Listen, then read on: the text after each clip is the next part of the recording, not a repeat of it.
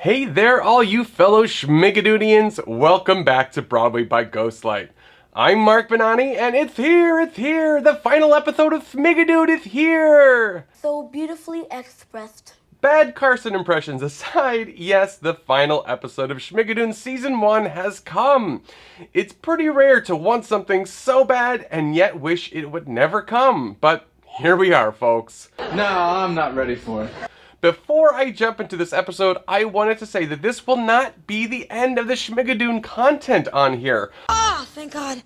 More details that towards the end of the video, but if you're a big Schmigadoon fan, I've still got you covered and you don't want to miss what's coming up. Besides, of course, my regular musical theater history content, which you should all go watch after this. There it is. Also, I'm wearing again my corn puddin' shirt. Some of you have expressed interest in getting one. If you do want to get your own, there is a link in the description, and it does help out this channel if you do buy one, so go ahead and go do some shopping. I had one made in every color. Joey Drunk Broadway McDaniel will be giving his humorous take on the episode at the end, so be sure to stick around for that. But for now, let's get into this episode and head on over to that shining city we all want a map to, Schmigadoon. I want to go to there. We start, as we always have, in the past, but we finally get to see the time right before Schmigadoon, 17 hours to be exact. Josh initially does the expected straight man, I don't need instructions bit, but instead of then cutting to a janky tent before he finally agrees to do it properly, he stops and listens to Melissa. Fine, we will use the instructions. What's the first step? Turns out the instructions were no help at all, but I think this shows that Josh is capable of change and compromise. Interesting. Marv and Joanna get a little callback. If only Marv and Joanna could see us now. These were the two marriage retreat people from the first episode. I don't know if the names were intentional, but I'm gonna go ahead and say that Marv is a reference to Marvin from Falsettos, and Joanna may be referencing Joanne from Company. I mean, both those characters could definitely use some marriage counseling, but it's also possible I've been living in Schmigadoon a little too long and see musical theater references everywhere now. That's a definite possibility. And though everything seems to be going wrong, they have each other, and that's all that matters in this moment. If you listen closely to Chris Willis's always on point scoring here, it plays a little of Josh's upcoming song. A great bit of musical foreshadowing.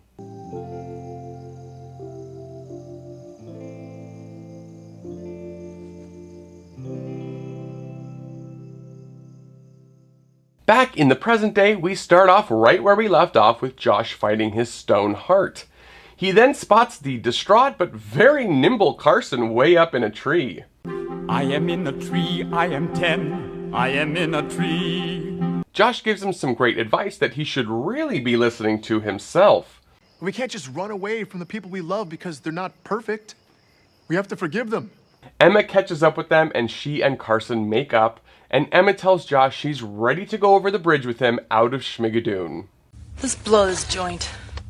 Meanwhile, Melissa wakes up in the middle of nowhere after being abandoned by the Countess. As was stated in the earlier flashback, I know sleeping outside is your worst nightmare.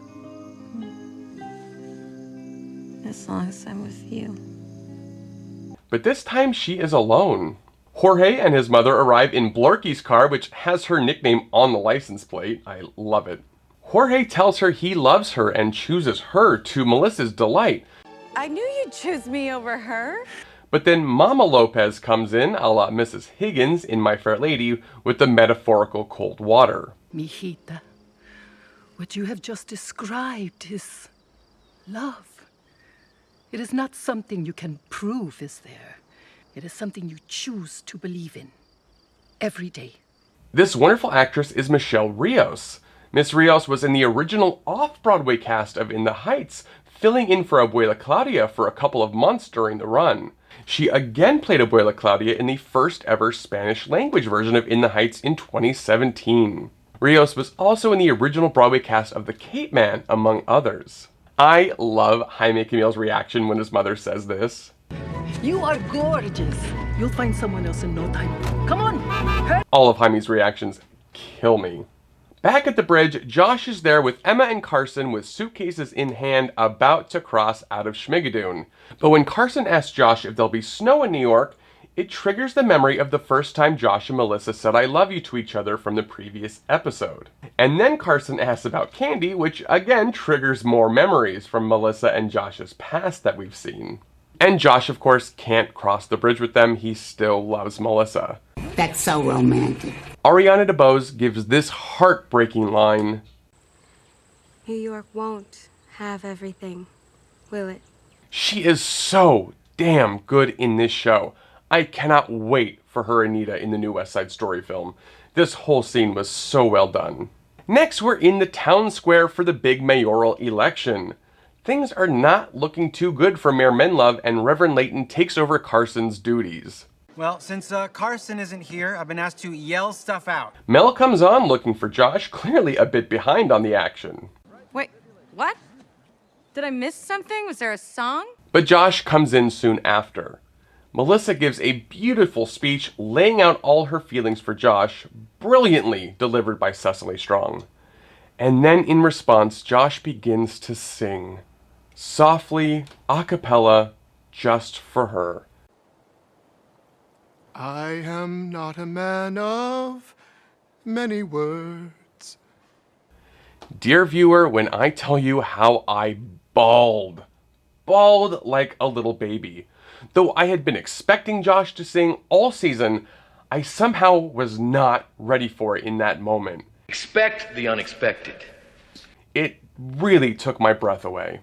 Absolutely splendid performance from Keegan-Michael Key here.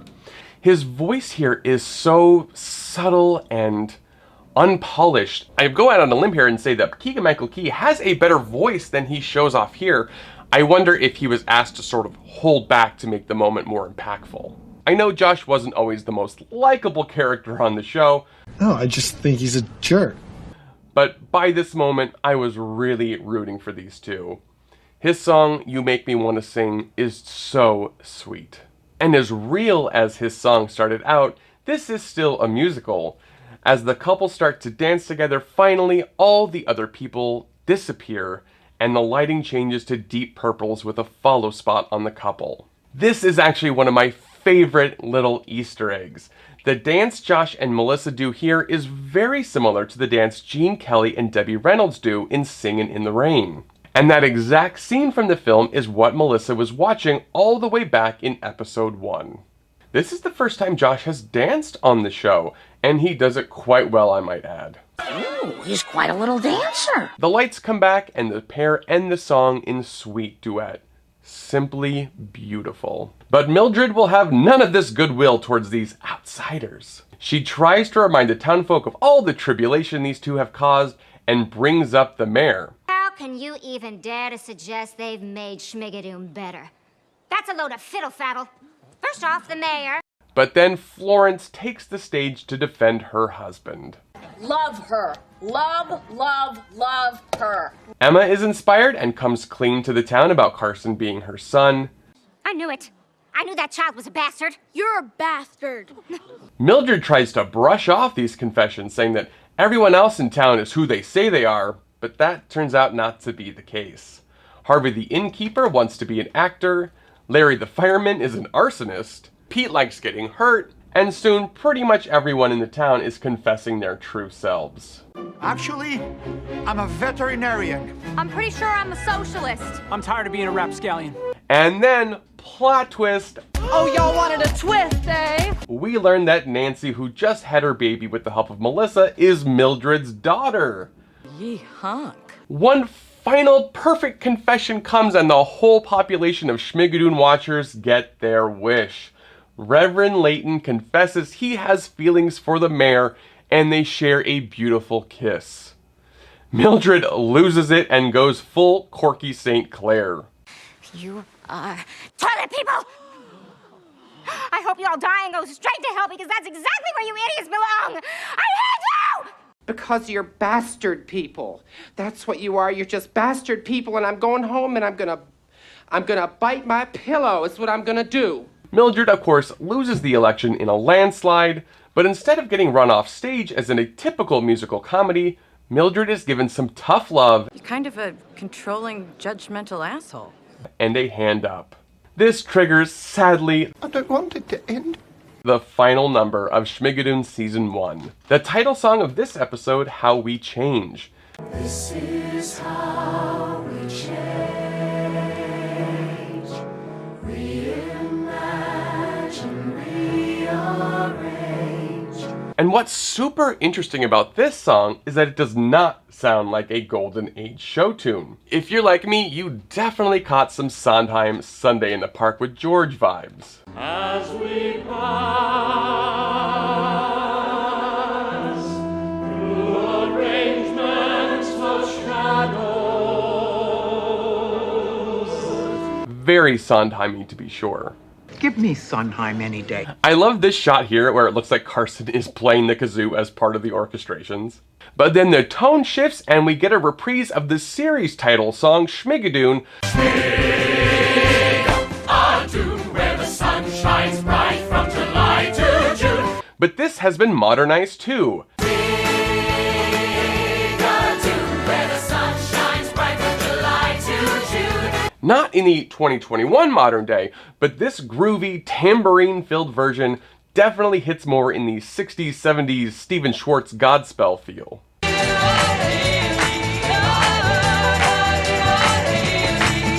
I certainly hope this is an indication of where the show might be headed if we are lucky enough to get a second season. I need more. I want more.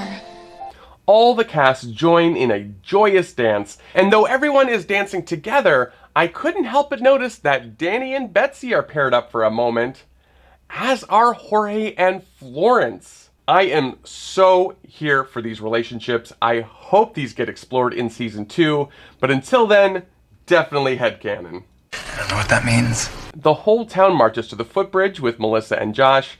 After a few more goodbyes, the couple hand in hand cross the bridge, leaving Schmigadoon. Or do they? I mean, we don't really see them go over the bridge and get out. You know he's right. What did you guys think of this finale? I thought it was just about perfect. Yeah, that's pretty clear. It hit all the right notes for me, no pun intended, and gave us some hope for season 2. I also wanted to point out Martin Short's Leprechaun did not appear at all after his quick little cameo in the first episode. Roll the tape. I hope we see more of him in the future, but it would also be kind of funny if that was his whole part and we never heard or saw from this Leprechaun again. I'd be all for that. What do you guys want for season 2 of this show? Do you want Mel and Josh to still be stuck in Schmigadoon? Or do you want more of an anthology series with a new cast and characters, maybe a different musical genre or time period? Yes, to all of that. Let me know down in the comments what you guys want and what you thought of this episode. I promise to respond to everyone. But for his takes on this final episode, here is Joey, aka Drunk Broadway. Hello friends, I am Joey Drunk Broadway McDaniel. Let's do this. One last time. Thank you, Skip Button, for bravely showing up yet again, knowing for a fact that no theater kid is going to skip an overture. Your plucky can-do attitude is really just, it's an inspiration to us all. Thank you for giving Josh a chance to show us his emotional growth so his redemption arc really feels earned here. And bonus points to whoever threw Carson at Josh. I laughed myself silly at the comedic timing of the child throwing. Oh, and another Air Bud reference? We are truly blessed. Thank you, Michelle Rios, Mama Lopez, for asking the hard questions, even when it means hurting your son. And speaking of son, the only thing better than Jaime's childlike hurt face when he tells her that she's just there to drive is when he has his self-satisfied smile when she tells him he's gorgeous. Thank you, Cinco Paul, for telling Keegan to pause working with his vocal coach because when he finally sang, it needed to be raw. It was that emotional rawness, that open vulnerability that is the star of the moment, not some vocal fireworks or overcomplicated choreo. It was a beautiful, small, earnest choice, and it made it so real. I absolutely applaud that choice. And speaking of choices I applaud, I am quite sure that Chris Gattelli put in a grapevine as a shout out to community theater kids, of which I am proudly a member. Thank you, Emma, Ariana, for all your gorgeous moments in the finale. The moment of heartbreak when Josh goes back to Melissa, the moment of elation when Carson calls you mama, the moment... well, look, all the moments that you're on screen, you make me happy. Thank you. Thank you, Mildred, Kristen, for your honestly terrifying "I hate you" before you melted into the ground in defeat. Your villainy, it was huge, it was hateful, it was heavenly. Holy corn pudding! A musical era change to show emotional growth and maturity? Are you kidding me?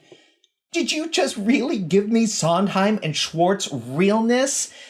Did you set me up for a season 2 filled with music of musicals from the late 60s and 70s? Yes, you did.